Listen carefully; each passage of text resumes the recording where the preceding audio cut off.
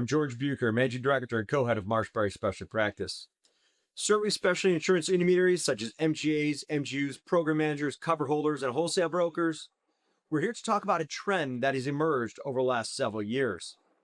That trend being that the largest delegated authority platforms are now taking underwriting risk themselves. What has allowed this to emerge? Well, one, the largest platforms oftentimes have private equity that backs them, which can use funds from other means to support the risk-taking vehicle. Two, as we mentioned, these platforms by definition are large. Premium volumes many times in the hundreds of millions and oftentimes above the billion when it comes to dollars in premium. But most importantly, they're diversified.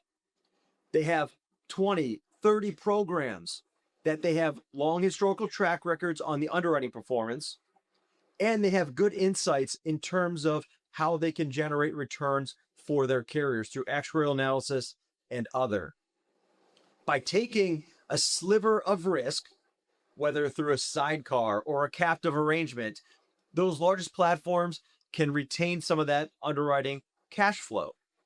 The question, however, that we oftentimes hear in the marketplace is, should an independent MGA participate in the underwriting risk of their book of business?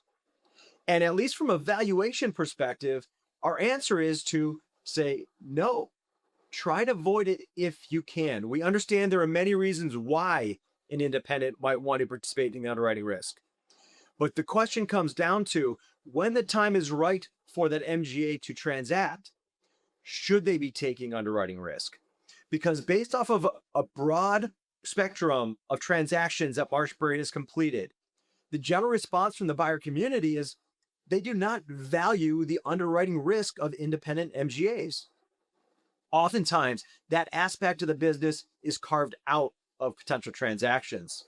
Conversely, the service side of the MGA is getting extremely high valuations.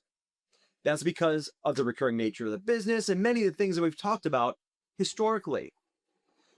When you consider should your independent MGA take risk in your underwriting, there are many aspects to consider. MarshBerry has a broad spectrum of other MGAs who have considered that exact same topic. If you would like to better understand our perspective and what guides our insights into this topic, we encourage you to reach out. Until next time, be well.